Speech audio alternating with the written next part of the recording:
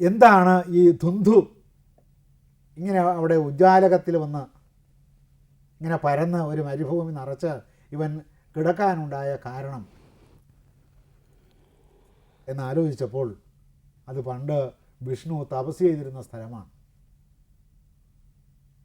വിഷ്ണു നാരായണനായിരുന്ന കാലത്ത് ആശ്രമം സ്ഥാപിച്ച് അവിടെ തപസ് ചെയ്തിരുന്നതാണ്. അവിടെ നിന്നാണ് പിന്നീട് അദ്ദേഹം ബദരിയിലേക്ക് പോയത്, ഹിമാലയത്തിലെ ബദരിയിലേക്ക് പോയത്. അപ്പോൾ വിഷ്ണു തപസ് ചെയ്തിരുന്ന സ്ഥലം എന്ന നിലയിൽ വിഷ്ണുവിനോടുള്ള പക കൊണ്ട് ധുന്ധു അവിടെ വന്ന് തപസ് ചെയ്യുകയാണ്. എന്താണ് അങ്ങനെ ഒരു പ്രതികാര ബുദ്ധി വിഷ്ണുവിൻ്റെ നേരെ അദ്ദേഹത്തിന് തോന്നാനുള്ള കാരണം? ഇദ്ദേഹം മധു കൈഡഭന്മാരുടെ മകനാണ് ഈ ധുന്ധു.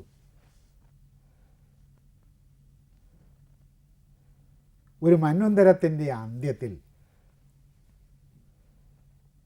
മന്വന്തരത്തിൻ്റെ അന്ത്യത്തിൽ പ്രളയം ഉണ്ടാവുമല്ലോ, മന്വന്തരത്തിൻ്റെ അന്ത്യമാവാറായപ്പോഴേക്കും വൈവസ്വതനായ മനു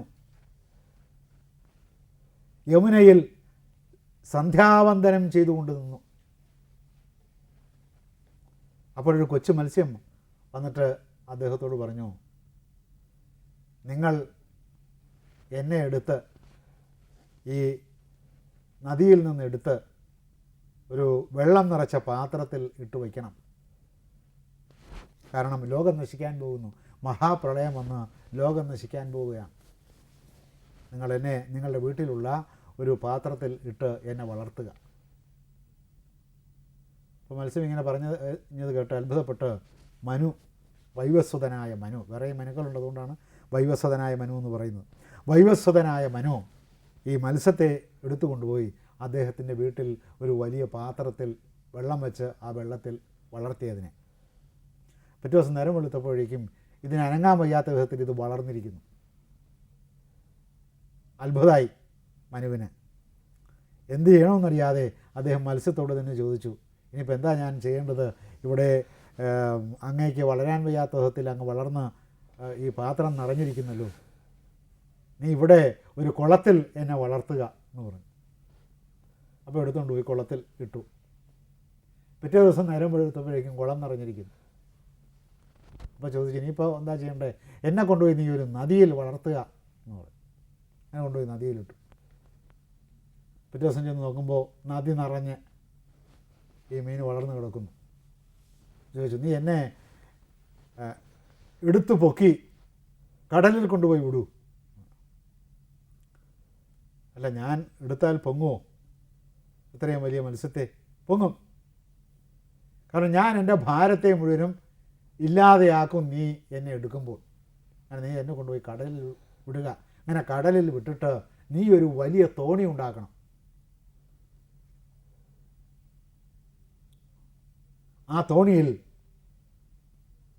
പ്രപഞ്ചത്തിലെ ഇപ്പോഴുള്ള ജീവികളുടെയെല്ലാം മൈഥുന ബീജങ്ങൾ, യുഗ്മ ബീജങ്ങൾ നീ സംഭരിച്ചു വയ്ക്കണം. വെള്ളം പൊങ്ങി ഭൂമി നശിച്ചു പോവും.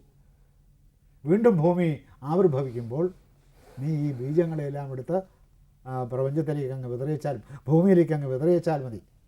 ഒരു ബൈബിൾ കഥയോടുള്ള സാമ്യം തോന്നുന്നില്ലേ കഥയ്ക്ക്? നോവയുടെ പേടകം പോലെ വീണ്ടും സൃഷ്ടി നടക്കും.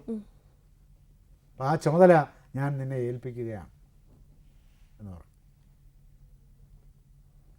അങ്ങനെ പ്രളയം വന്നു. പ്രളയം വന്ന് വെള്ളം പൊങ്ങി, ജീവജാലങ്ങളും ജന്തുക്കളും എല്ലാം നശിച്ചു, സസ്യങ്ങളും ഒക്കെ നശിച്ചു. വെള്ളം പൊങ്ങി പൊങ്ങി പൊങ്ങി പൊങ്ങി വന്നപ്പോൾ ഈ മത്സ്യം വന്നു. മത്സ്യം വന്നിട്ട് മനുവിനോട് പറഞ്ഞു, നീ ഹിമാലയത്തിൻ്റെ ശിഖരത്തിൽ കൊണ്ടുപോയി ഈ തോണി കെട്ടിയിട്, അത്രയ്ക്ക് പൊങ്ങി വെള്ളം.